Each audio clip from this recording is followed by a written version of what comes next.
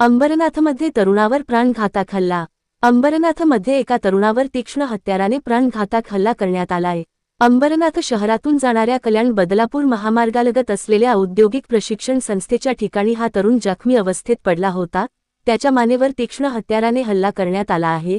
तिथल्या स्थानिकांनी तातडीने त्याला उल्हासनगरच्या मध्यवर्ती रुग्णालयात दाखल केलं, मात्र त्याची प्रकृती चिंताजनक असल्याने त्याला पुढील उपचारासाठी मुंबईच्या रुग्णालयात हलवण्यात आले।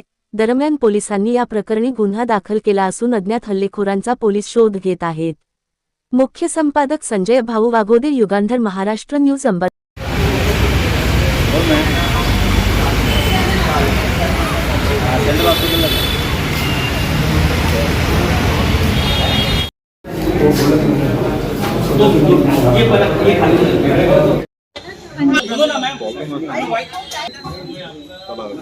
यूट्यूब आपल्याला ओरडेल ना।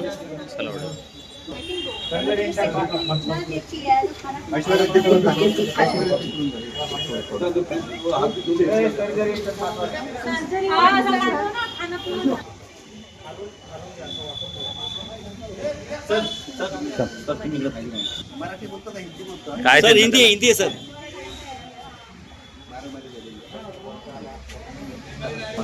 सर